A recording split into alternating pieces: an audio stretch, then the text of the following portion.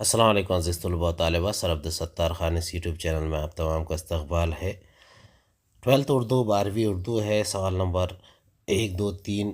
یہ اضافی مطالعہ اور نظم کے حصے کے کچھ اہم سوالات ہیں اس میں 2025 کے لیے۔ چلیے شروعات کرتے ہیں۔ 10 ذیل درسی نظم کا غور مطالعہ کر کے دی ہوئی سرگرمی ہدایت کے مطابق مکمل کیجیے۔ متعلقہ بیانات سے خاکہ مکمل کیجیے۔ عظمت مصطفیٰ کے آگے نفرت کا جہنم سرد ہوا، راہ میں کانٹے بچھانے والے جب آپ صلی اللہ علیہ وسلم چلے تو۔ سرد ہوا نفرت کا جہنم، کھلے پیار کے پھول، وہ آئے تو وحشی لمحے سب ٹھہرے معزول، خیر صفات رسول۔ وہ جو چلے تو عرش سے پہنچا ان کو حرف سلام، ان سے پہلے کب کوئی بندہ تھا حسین مقام، ان کی عظمت کے آگے ہے سب کی عنائے دھول، خیر صفات رسول۔ ان سے پہلے کس نے دیکھے رحمت کے یہ رنگ، لب پہ دعاؤں کی خوشبو ہے جسم پہ بارش سنگ، راہ میں کانٹے بچھانے والے پائے دعا کے پھول، خیر صفات رسول۔ دوسرا سوال ہے، نظم کے تیسرے بند میں شاعر نے جس واقعے کی جانب اشارہ کیا ہے اسے مختصراً بیان کیجیے۔ تیسرا، تشریح کیجیے۔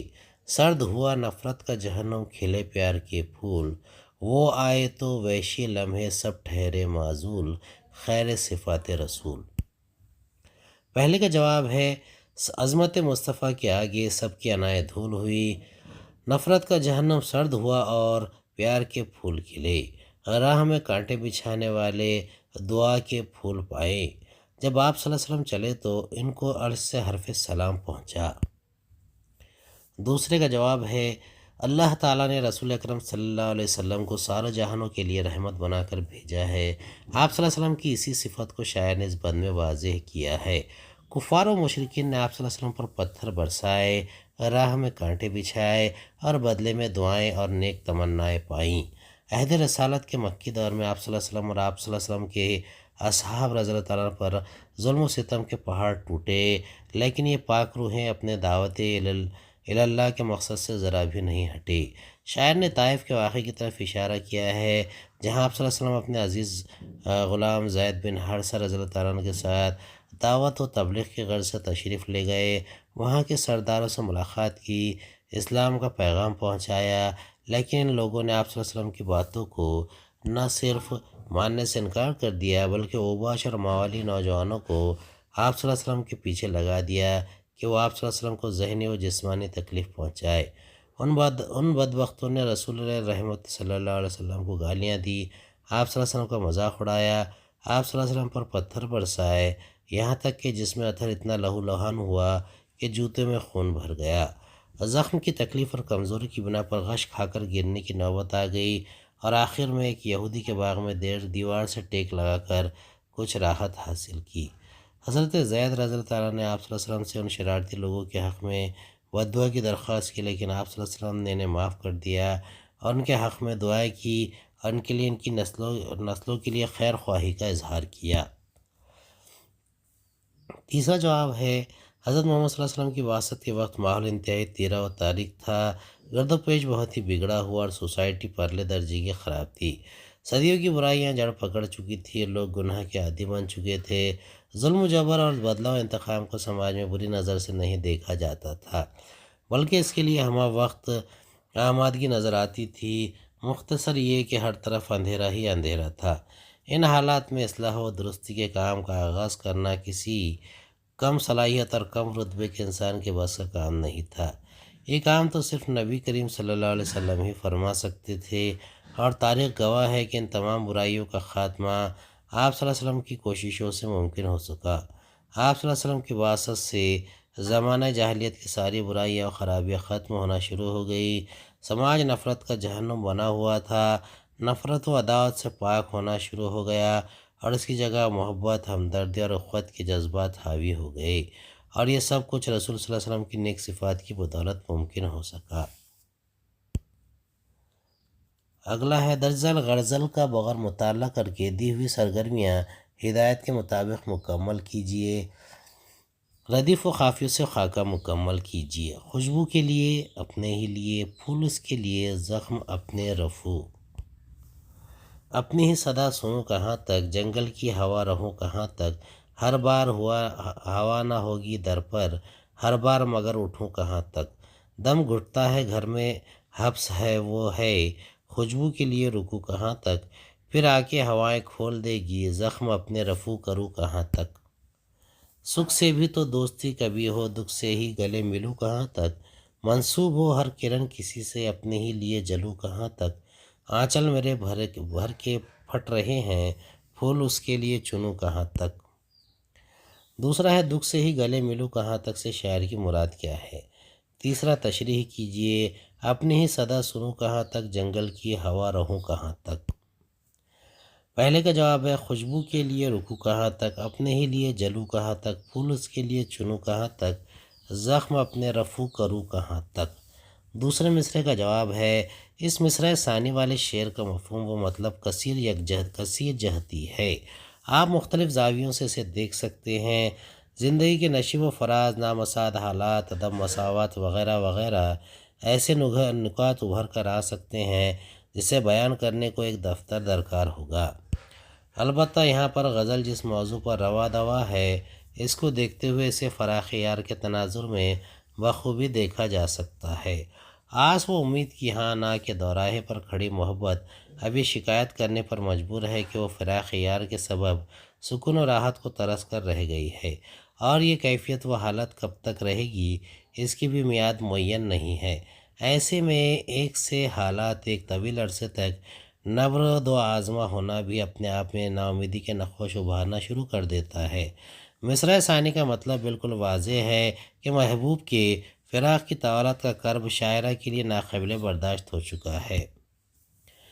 تیسرا ہے اولا مصرع میں صدائے بازگشت، آواز کا لوٹنا پلٹنا ہے، تو ثانی میں دشت کی خونخوار ہواؤں کا تذکرہ کر کے یہ واضح کرنے کی کوشش کی گئی ہے کہ ہجر کے غم نے اس کو اس قدر تنہا کر دیا ہے کہ اس کے اندرون سے اٹھتے ہوئے آواز اس کو بازگشت کے سامان لگتے ہیں، جس سے وہ بے چین ہو جاتی ہے، اور اس کی پاداش میں وہ جنگل کی ہوا کا روپ دھارن کر لیتی ہے، جو خونخواری کی علامت کے طور پر استعمال کی گئی ہے۔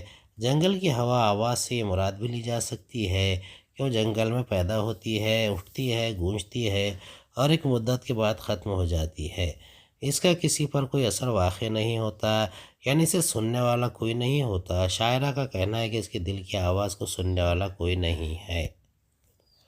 ہدایت کے مطابق درج ذیل سرگرمیاں مکمل کیجیے، منٹو کے فلیٹ کی حالت کے بارے میں لکھیے، مصنفہ کے ذریعے بیان کیا گیا منٹو کا سراپا تحریر کیجیے، عصمت جاوید کا سراپا بیان کیجیے، اردو ادب کے مکمل مطالعے کے لیے مصنف کا مشورہ تحریر کیجیے، عصمت جاوید کے شعری مجموعہ اکیلا درخت پر مصنف کا تبصرہ قلم بند کیجیے۔ خاکہ نگار عصمت چغتائی اپنے شوہر شاہد لطیف کے ساتھ سعادت حسن منٹو سے پہلی بار ملاقات کے لیے اڈلفی چیمبر بلڈنگ کا نام پہنچی۔ سیڑھیاں چڑھتے ہوئے وہ تذبذب میں مبتلا تھی کہ جس شخص کا سامنا ہونا ہے وہ نیا تو تھا ہی، لیکن ادبی دنیا کا منفرد و ممتاز فرد بھی تھا۔ بہرحال جیسے تیسے منٹو کے فلیٹ تک پہنچے، دروازے کو نیم وا پایا۔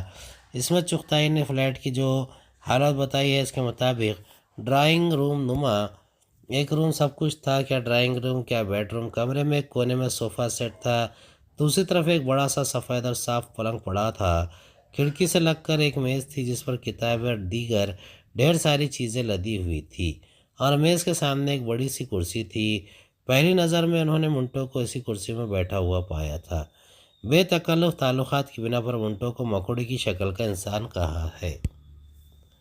دوسرا ہے منٹو کی شخصیت پر لکھے گئے عصمت چغتائی کے خاکے مطالعے سے معلوم ہوتا ہے کہ ان دونوں کے تعلقات ابتدائی ایک دو ملاقاتوں ہی میں بے تکلف ہو چکے تھے، اور منٹو کی موت کے بعد لکھے گئے اس خاکے کی تحریریں بتاتی ہے کہ غائبانہ ہی صحیح مرتے دم تک ویسے ہی رہے۔ منٹو کے سراپا کے بیان میں بھی وہی انداز نظر آتا ہے۔ اس بے تکلفی سے پرے اس پر روشنی ڈالی جائے تو معلوم ہوتا ہے کہ منٹو لمبے خط کے دبلے پتلے انسان تھے، نازک نازک ہاتھ پیر، سر پر بڑے اور زیادہ بال، پچکے زرد گال اور بے ترتیب دانت، سیاہ پتلی والی بڑی بڑی آنکھیں، جس پر کھدر کا کرتا اور پاجامہ اور جواہر کٹ صدری تھی۔ اگلا ہے خاکہ نگار نے عصمت جاوید کا جو حلیہ سراپا بتایا۔ اس کے مطابق ان کا رنگ گورا، خدمیانہ، جسم توانا، چہرہ بیضوی تھا اور وہ گول مٹول شخصیت کے مالک تھے۔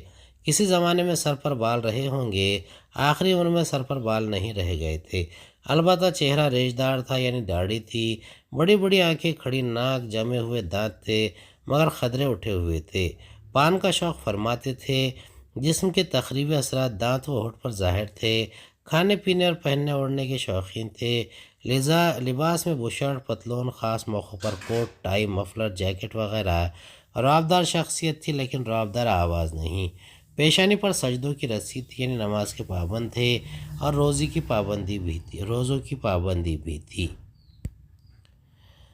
اگلا ہے عصمت جاوید کی شخصیت پر تحریر کردہ خاکے کے حوالے سے۔ عارف خورشید صاحب نے قارئین سے مکمل اردو ادب پڑھنے کی بات کی ہے، جو حالات کے پیش نظر مشکل امر ہے، پھر بھی ولی اورنگ آبادی سے آج تک کا ادب پڑھ لیا جائے تو مذکورہ مقصد کسی حد تک حاصل کیا جا سکتا ہے، اور اگر اتنا وقت بھی مہیا نہ ہو تو ڈاکٹر عصمت جاوید کی کتابوں کا مطالعہ اردو زبان و ادب کو سمجھنے کے لیے کافی ہے۔ اگلا خاکہ ہے۔ خاکہ نگار نے عصمت جاوید صاحب کے شعری مجموعہ اکیلا درخت پر تبصرہ کرتے ہوئے تمہیدی طور پر فنکاروں کی اکثریت کو لاپرواہ و لاابالی قرار دیا ہے کہ ان سے تحقیق و تنقید، زبان و ادب کے اسرار و رموز، لغت وغیرہ پر کوئی کام نہیں ہوتا، لیکن عصمت جاوید کو یہ بیماری لاحق نہیں ہوئی تھی۔ اپنی کوششوں و کاوشوں کی بدولت وہ ایک اچھے نثر نگار بھی تھے اور ایک اچھے شاعر بھی۔ ان کا شعری مجموعہ اکیلا درخت اس بات کا ثبوت ہے۔ اس کے علاوہ انہوں نے افسانے بھی لکھے ہیں۔ اردو ادب میں ایک ایسا بہت کم دیکھا گیا ہے۔ خصوصاً شاعروں پر نظر کیجیے تو نتیجہ سامنے آتا ہے کہ وہ نثر کا ایک صفحہ مشکل سے لکھ پاتے ہیں اور تحقیق و تنقید کا نام سنتے ہی پسینہ چھوٹ جاتا ہے۔ عصمت جاوید کا معاملہ ان سے جدا ہے۔ وہ نثر و شعر دونوں میں قابل ذکر کردار کے حامل ہیں۔ امید ہے آپ کو ہمارا ویڈیو پسند آیا ہوگا۔ اگلے ویڈیو میں دوبارہ ملاقات ہوگی۔ خدا حافظ۔